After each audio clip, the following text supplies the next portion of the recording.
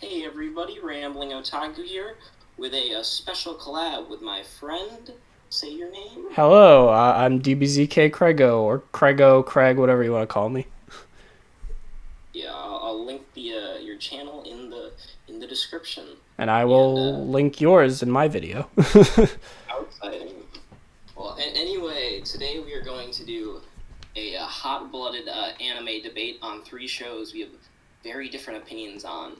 Uh, might not be so hot-blooded. We'll see. I think it's two shows we have very different opinions on, and then like one show that we have like mixed opinions on. Yeah, I would say that's about accurate. So, I guess without further ado, want to do Attack on Titan first? Yeah, that's probably the easiest one. Probably the most I we get. will have to say. Yeah, that's probably true. I just finished watching the third season, so I guess no, there will be spoilers for Attack on Titan up to the third season. Heavy spoilers. Yeah. So I Probably guess no manga spoilers though, because I haven't read the manga. So yeah. I've only read I would say a bit of the next arc, but I won't say anything or include that. mm-hmm. So I guess first I'll just start by saying my opinion of Attack on Titan, which is I think it legitimately is like one of the best anime in the last I guess 10 years. I think it is deserves everything, all the recognition it's got. I think it has in every single way. It is just 10 out of 10. Some of the best direction, some of the best animation, some of the best music. Like I'm not gonna go into it, but even just like the parts people don't really talk about, I think it has amazing character writing. I think it has amazing. I think its politics, like the way it talks about politics, is like much better than vast majority of anime. And on top of that, it's just very engaging and thrilling second to second. So it's kind of my general opinion. So I guess what's yours? So my opinion is that all right. So like the production wise, it's great. Like insane animation, stellar directing, great sound design, great music. But I just can't stand the writing. I just think the characters are uninteresting. I think just the plot is kind of all over the place and kind of messy. And I think it's a lot of the writing is very manipulative on the part of the audience, and I think it's just not as good as people say it is. Yeah, so that's kind of interesting. Is like we I feel like in terms of presentation, we probably have a very similar opinion, but the meat and potatoes, I guess, is the writing, which we seem to have like completely opposite opinions on. Yeah. So I guess in my thing of just like I think I would maybe agree with you on terms of the plot writing being messy because I am not sure of how much of it was actually planned in the beginning. I do not know, but I think it ultimately, while the writing itself might be like in terms of like the plotting and what happens might be a bit over the place. I think how it's thematically connected all in this kind of like I mean, I always say Attack on Titan. I think the main thing it's about is the creator will never say this because he will get in trouble from other people. But it's about nationalism. It's about nationalism. It's about the collect. It is about finding meaning in life. It is about collective action versus individual action. And I think if you connect all that, every single arc and every single moment of Attack on Titan actually fits together quite well in that discussion. So like I can see that as the theme. I just think the problem is that it doesn't really rear its head until it's too late. And I think the show definitely gets better in some ways as it goes on because it makes a lot of its ideas more prevalent and much more clear. But I think it just for too long was just kind of had no identity in terms of themes aside from survival and trying to defeat the Titans and whatever. And I just think that it kind of by changing so much in later parts and it's like, oh, this is what the story's about, it kind of makes the beginning even more of a mess, if that kind of makes sense. I get what you're saying, and I think a lot. I think my thing is I just disagree with that. I think, despite this plotting, I think might have not been planned. I think from the beginning it was a story about those same things, because it's really just like a continued. It's like someone questioning the ideas they had in the beginning of their own story, in a sense. So I guess if I go back and I watch the first season of Attack on Titan, which I haven't actually rewatched, but I have reread it a couple times, and I actually think it kind of holds up even better because you maybe have to rewatch it yourself too. So which I know you probably wouldn't do because you don't like it anyway. Yeah. But I do think it's there. I think it's not there as much, and I think a lot of the reason why you don't see it is probably due to the anime's direction, which is like I guess, well, two-sided blade. That's an awful metaphor. That's what I was thinking of.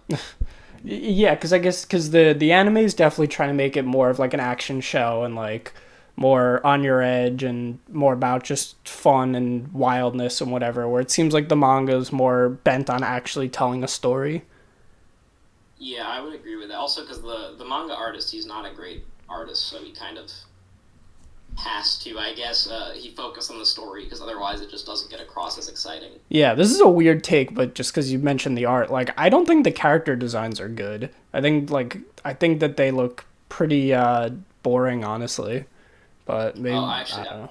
yeah, I would disagree even just with that because I really actually Attack on Titan I think has some of my favorite character designs in manga, which is kind of like I guess the reason why to me is like one of the things I really love is I love different faces, and I think too many anime have the same faces.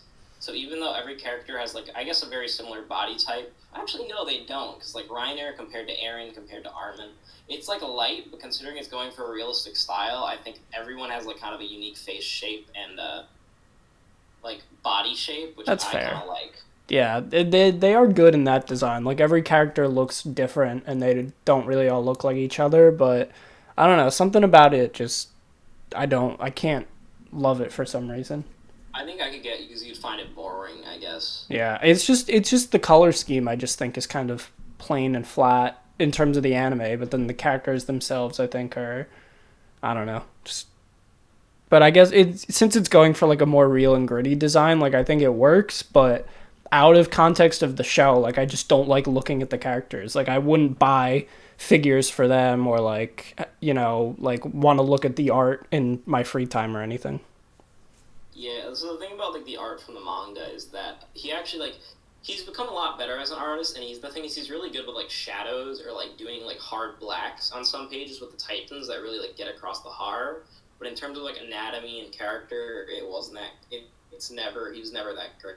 But Mm-hmm. I do think that the actual like I do like the designs and idea, and I do like the show's color palette. Actually, it's like very dark, but there's kind of like an earthiness to it that I feel like really gets across, like kind of like gets across in a way to me that isn't ugly. Also, the thick lines. That's kind of not the background art, but I really like the thick lines. Mm-hmm. Thick lines are cool. Every anime should have thick lines, no matter what. I will say there are definitely like some moments earlier in the series where I can definitely see the themes coming through, like when Eren first becomes the Titan and he's protecting Armin and Mikasa because you have like the military just kind of ready to attack them randomly. So you definitely see that early on, but I don't know. Besides that, I still think it's questionable. I mean, I think it's the basis of the story because the story is about Eren, who has this very shonen-esque I guess, character motivation in that the Titan killed his mom, and he hates all Titans and he wants to kill them all. And in a very basic way from the beginning, it is just a subversion of that. Is a subversion of not just of the typical shonen hero, but the idea of just like blind hate towards anything in general, towards the Titans. It almost, in a sense, you want to make like a Plato's cave metaphor. I feel like that's kind of there from the beginning, and you just talk about the way just this blind hatred for the Titans interacts with Eren, Mikasa, Armin, just literally everyone in the show and how it affects their outlook on the world. I think that is there from season one. And I feel like if you look at it that way, it's quite interesting. And on top of that, you have just like the what it's known for, the thrills and action and all that kind of woven in. I mean, yeah, it yeah. I mean, these are good points you're making, and like it makes me want to maybe check out the show again, thinking of it like that way. But I don't know. I still think just it's just so ingrained in my mind at this point that I just don't enjoy it. That it's gonna be hard to change my mind. Yeah. I don't know. Season two of the show, I think, is kind of where a lot of the problems in the writing come out because, for me at least, it just felt like every episode was just trying to create like a new mystery, and it really seemed to lose focus of what made the first season even appealing. Like it was like every episode was like, all right, we're gonna reveal this, but we're gonna make a new mystery about this and this and this, and it just felt like a total mess to me. I guess I could see that, but for me, I always thought they handled it quite well because when it did get around to giving answers, I always thought the answers were surprisingly well thought out and like really smart and interesting. Yeah, when So the it never show bothered me too much. when the show answers its questions, like, yeah, things make sense and it's enjoyable. But I think that its pacing just kind of kills it because it's just taking too long to get to these answers and you kind of forget about them and don't care anymore.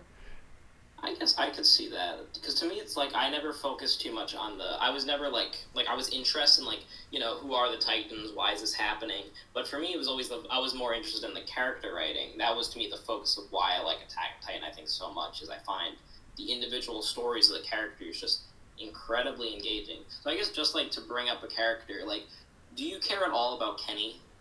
No. I fucking love Kenny. Kenny to me is just like such a thought provoking character to me because it's just like Attack on Titan is amazing in its ability to take like, well, he's a murderous psychopath asshole, and yet I feel like you probably didn't, but I personally I started really caring about him after everything that's happened when he's on his deathbed and he gives the Titan stuff. What do you even call that? The Titan ooze Yeah. to Levi, and I just feel like I don't know, just like there's so much like moral gray complexity within every single one of his characters. Like even Krista for like Krista's character in the moment when she pretty much the whole decision, like the whole like thing. I feel like Attack on Titan repeatedly or is in its characters is individual what one wants individually versus what is good for the greater of humanity.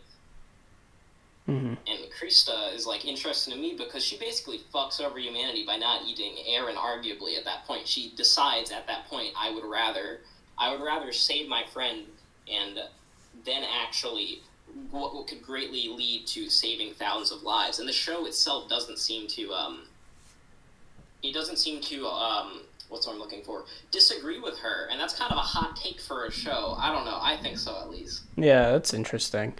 I don't know. There's like three characters I think that are interesting in that show. Mikasa, just because I don't know. I think it's interesting. I don't think she's interesting. I just think that her presence in the show is interesting. Like that they just have this lady who's kind of his sister, but like isn't, and she's just like all I care about is Eren, and I'm like, all right, cool, that's fine. Um, what's his name? Reiner, the blonde guy. Oh, Reiner, I think is arguably the best character. I think he's interesting. I think he's got some moral ambiguity to him. Um, and what's his name? The the blonde guy, Erwin. I think he's cool just because he's just like, all right, I'm cool. I'm taking care of business. I'm in charge. I don't like I can't say anything about these characters because I just don't see the nuance in them. I just don't remember anything about them.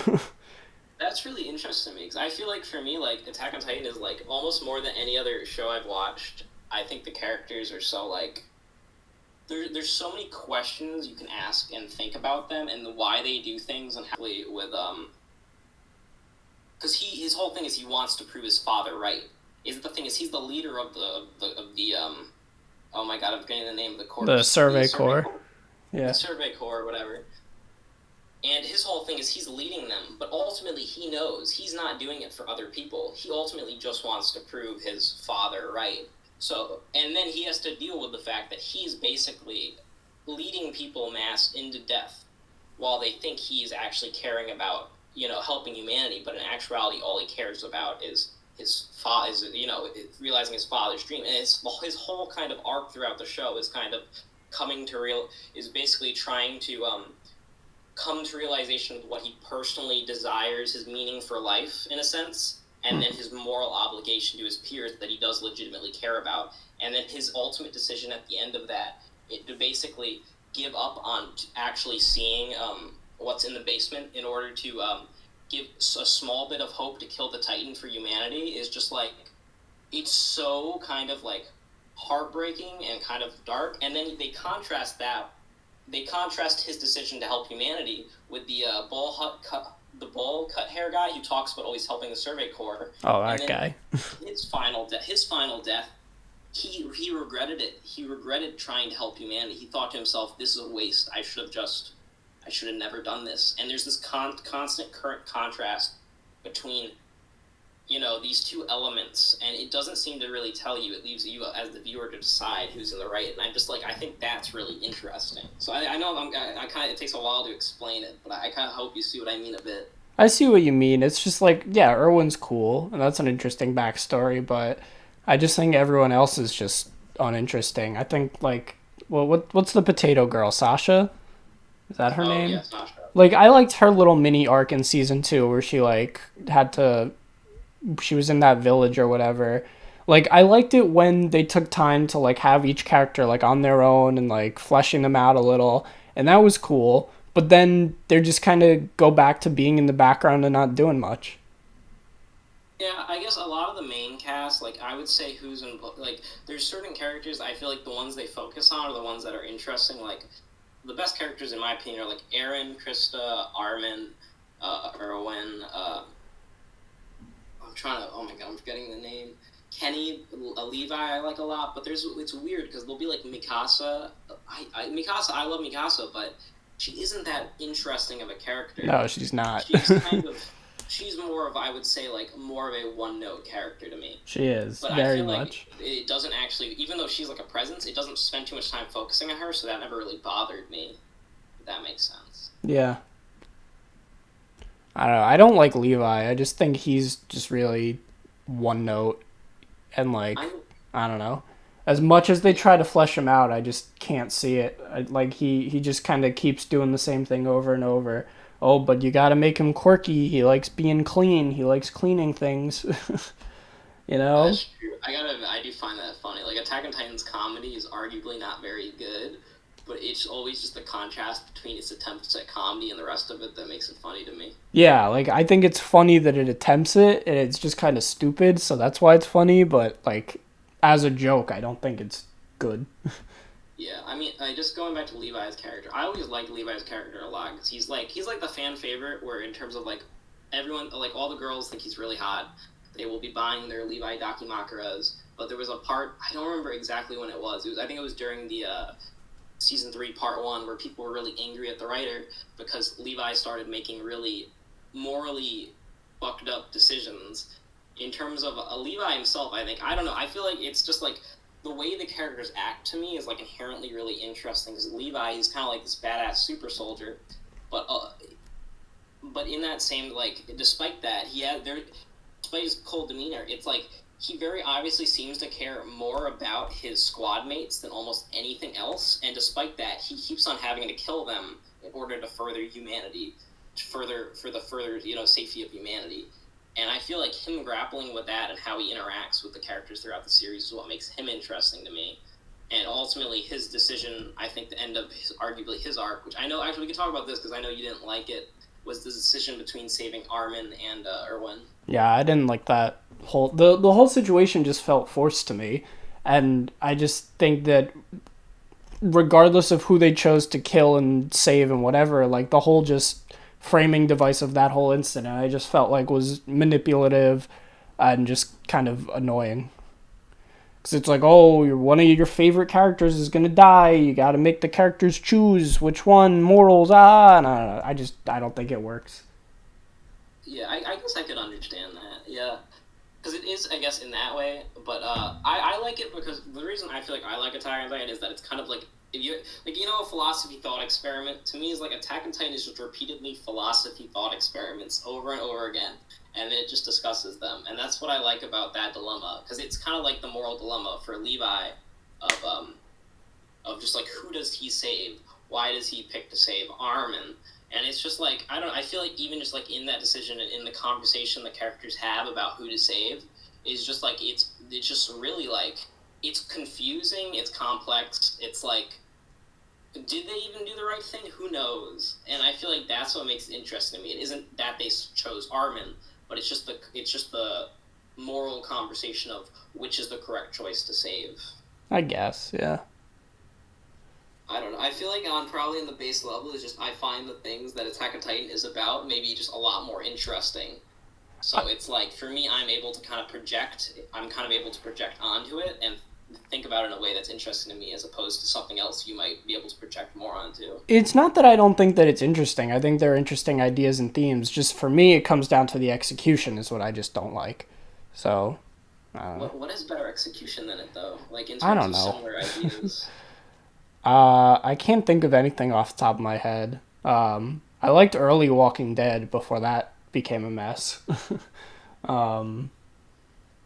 I don't know. I just think it's just the 2010s were like such a time where like survival stories like this became so popular and they were all over the place that I feel like it's just hard to make one that stands out and is unique. And I guess Attack on Titan does a good job of standing out because it has a great style and is gorgeous looking and has great production and everything, but I just feel like it's still just kind of a victim of the time that it came out in. I think you're probably right. I feel like Attack on Titan is kind of ultimately burdened by its first season of just being a survival show in itself and it having that basis for the rest of it. Yeah, I But guess. like, Yeah. I guess just gonna say because like so Attack on Titan is based off of Love Love. Like that was the biggest inspiration. If you didn't know, which is kind of hilarious. I But so I read Love Love, so I guess I also have the added perspective of reading Love Love. So which is basically like a very similar story, but it actually doesn't. It's just entirely like right wing nationalist, and that's good. So to me, I guess I just like the way since I guess I've seen the same story told differently. That might be why I give Attack on Titan more credit than maybe it even deserves because I compare it to Love Love mentally. maybe yeah. That's just a way to think of it. Yeah. Should we move on to the next show? Yeah, probably. All right. So another show that we strongly disagree about. I strongly dislike Pop Team Epic, but you don't. It's like the one of the best anime comedies. See, I hate it. Okay, so here's the debate. Pop Team Epic is good because it's funny. That's why it's good. I so my problem is it to me it just feels like middle school edgy like lol random humor and it just doesn't land with me at all even though kind of again to Attack on Titan like it's competently made. The animation is consistently good. It has some cool interesting animation techniques and it does some unexpected things and it's fun at times. I like that they constantly change the voice cast so that it's always keeping you on your toes and it's fun to see all your favorite actors do the roles and stuff. But at the end of the day, I just don't think it's funny at all. Yeah, and this is kind of arguably one of the harder ones to talk about because it comes down to the base issue of do you find this funny or do you not find this funny? So I guess I kind of have to say why I find it funny, which is kind of a hard thing in itself. Mm-hmm. But I guess if I was to discuss that, I would think it's because to me, Pop Team Epic is representative of it's representative of a certain brand of internet humor, a certain type of shitposty non-humor in a sense, where a lot of the Pop Team Epic is that it's a lot of anti-jokes, it's a lot of things without punchline, and to me, I always find the act of restraining a punchline or any sort of meaning to a joke significantly funnier than an illogical punchline. I feel like you probably don't agree with that. I love like nonsensical internet shitposts and whatever, but to me, there's a fine line between something totally wild that is so stupid that it makes you laugh. And like what I think about this show is like I said, it just reminds me of like middle school, like just random humor that's just non sequiturs that just aren't funny at all. You know, and I feel like there's a fine line between the two, and this show leans much more towards that. I think it's interesting because I think we both. I have that same opinion. I really don't like quote unquote random humor in the sake of just like stuff saying stuff for the sake of being stuff. But I guess I do think that there is more thought put in Pop Team Epic. Where I do think it is. It's hard to say because I just do think it's funny. It makes me laugh, but at the same time, like what's another random show I guess that I don't find funny because a lot of them I really don't. Like I don't. I can't even think of any like anime examples because Pop Team Epic definitely feels unique in that regard that it's an anime with this kind of mindset. Um, I I don't know, just like stupid like Tumblr. I don't know. It makes me think of remember I Me. Yeah, It makes me vaguely. think of that, and I like I Me though. I think it's really funny. I saw the one episode that one time and I do not remember anything. Yeah, I still remember it because I just think it's. I guess it's because it's like the question is what makes a non sequitur funny and what makes it not funny, and that's a hard thing to. That's a hard thing to describe personally, and it's Like, just like Pop Team Epic. It is funny, and it's also because I know you agree with this, but just the presentation of it, all the different styles. It's just like kind of the cherry on top. But for me, it's like I think even if I didn't find not Attack on Titan, that was the last show. Even if I didn't find Pop Team Epic funny, I think it's would probably be entertaining enough without that. I guess. I don't know. I mean, at the end of the day, it's just what we find funny is, hard to argue about. It really is, Yeah. especially if only you were like Pop Team Epic is bad because it has bad animation. Yeah. Well, like, I think the one good thing about Pop Team Epic is, like, I don't think it's funny, but it's not because it's offensive at all. Like, it's never crossing the line, it's never like making fun of people or anything. I just think it's not funny because it's just dumb. Which That's is, true. it's better than, it's not funny because it's like, oh, it's racist or it's insensitive. It pokes fun at left politics or whatever. I just don't think it's funny because it's stupid. You know, I don't think it's Yeah, offensive, which a lot of comedies easily are nowadays. yeah. I guess if I had to say like that's actually a good point because one of the things I like about I don't really like edgy humor, like stuff that's like pointlessly offensive. But Pop Team Epic still managed to have this kind of like countercultural feel in a sense.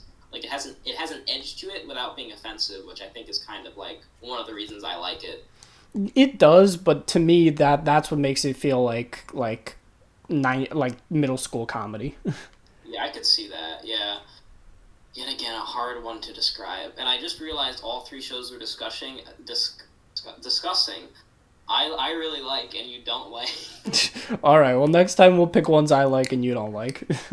It's harder now. Yeah, Well, I only watch stuff I like. yeah, I've never watched bad anime. that's it. All right, I guess should we move on to the last show? Yeah, sure. All right, so yeah, you could introduce it. Okay, I guess yeah. So Made in Abyss. Yeah, Uh, so I don't dislike Made in Abyss. I give it a 7, strong, I'd say a light 7, strong 6 to a light 7. I don't think it's bad. I just don't love it as much as a lot of other people do. yeah. So I guess just my like attack like I keep saying Attack on Titan. Holy shit! No, Made in Abyss. For me, it's when I made a best of the decade a top 10. I think I either put it at number one or number two, which kind of shows like how much I do value it. So even though I know you don't think it's bad, I think it's very, very good. Yeah, and like I made a top 100 of the decade and I didn't put it on there because there were shows I gave a 6 that even though I gave Made in Abyss a 7, I put the shows that I put a 6 just because I felt like there was something more memorable or I just simply enjoyed watching it more than Made in Abyss.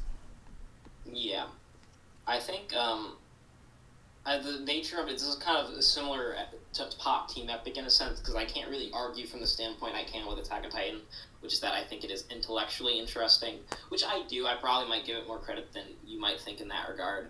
But ultimately, why I care about it so much is the emotional impact it has had on me because I think it's just in terms of just like just being like really dark isn't in itself interesting, but why I find Made in Abyss so I guess engaging is it's this constant contrast between the extensive it's being extremely by kind of like this contrast between it showing the beauty and how great nature is and how relentlessly not evil but how relentlessly it does not care about your well-being in any sense, and I think Yeah. that is kind of like the nature of why I find the world of Made in Abyss intriguing.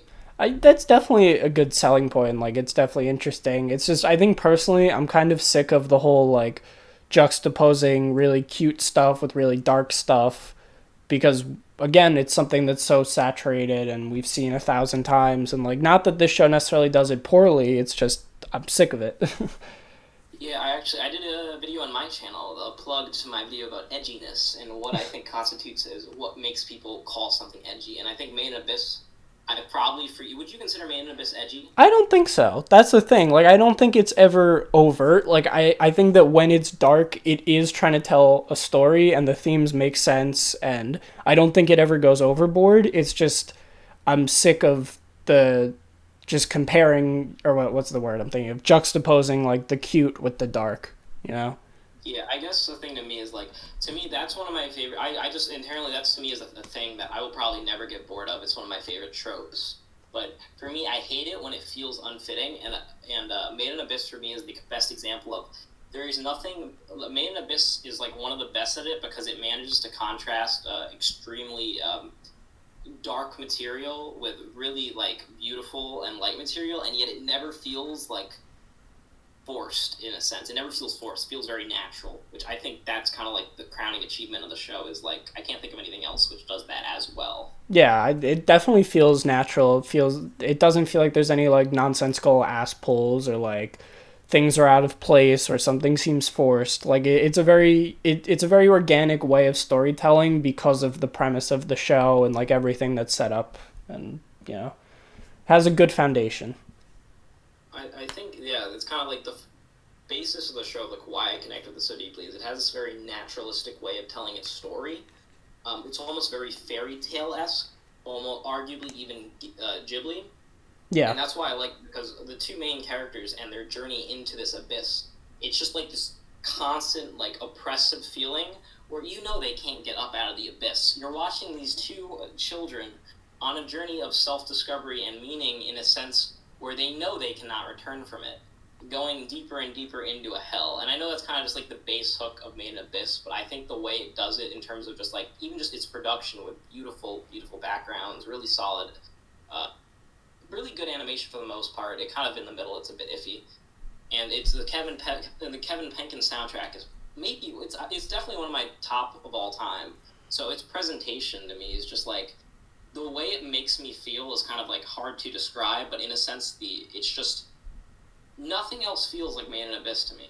I could it definitely yeah, I mean that's a pretty good statement. Nothing else feels like it for sure. It's yeah, the soundtrack is great. Like the Kevin Penkin soundtrack is very good. Like it has a very good presentation. Like the animation's fairly consistent. The way the monsters move is always really unique. I think it was done by what are their names? I think Yo Yoshinori or his brother, who I think his name is like Ko Yoshinori or something. I like how the monsters have like a very unnatural way of moving because of the way they designed them compared with the art style and the backgrounds of the show. So it kind of really makes it was a real sense of horror at times, which I thought was really cool. Um, yeah, like good presentation really makes you feel immersed in the world they're in, and that definitely helps like everything that the show's trying to say resonate with the viewer. Um, I don't know where I'm going. It just sounds like you're agreeing with me. Yeah, I mean, yeah, I think the presentation's great. I think it does a lot of things great. I don't know, I just couldn't really care about some of the characters as much, and I think that was kind of the downfall for me, at least, in terms of not loving I it. think it's interesting because I think I probably would say the same thing. I think its characters are they're very good for like what the story needs in a sense, but I don't feel myself particularly connected to Reg or oh my god, why no, that's not her name. What's the name of the main girl? Rika. Riku? Rika, I think Rika, I believe. I hope I'm Maybe. not I wrong. don't remember. I mean, I really like them. I find them quite charming, but I will admit I don't find to me it's they're more I'm more interested in them aesthetically. I think aesthetically these two children going into an abyss and Rika and her almost kind of horrifying sense of lack of I guess self-preservation. That's not even right to say. It's just for a child it's a very interesting way she's kind of written, and Reg and their relationship. But I don't care that deeply about them. I care deeply about Nanachi. That's the only character I care really deeply about is Nanachi. Yeah, so I think that's kind of one of my problems was I thought that final arc of the first season was like all right, with Nanachi and the what was her friend, the fluff ball or whatever, the monster Oh ball. yeah, I love how I'm like it's my favorite of the decade. I don't remember the names. I know who you're talking about though. Oh god. Yeah, I'm not gonna Whatever. remember. I know who you're talking Yeah, about. Mitty. what was it? Mitty, Mitty. Mitty. Okay, yeah, like I don't know. I feel like that whole arc and like oh they're setting up for a villain that's I don't know. I just feel like that was kind of like what is the point of this? But I don't know. Maybe it'll get better. I heard the new movie is supposed to be good. Maybe. I've read the material for the movie, and that's like I think that's like peak of Made in Abyss, All right. but it's not out yet. Still, Yeah. well, it's out. It came out in Japan, and you can watch it.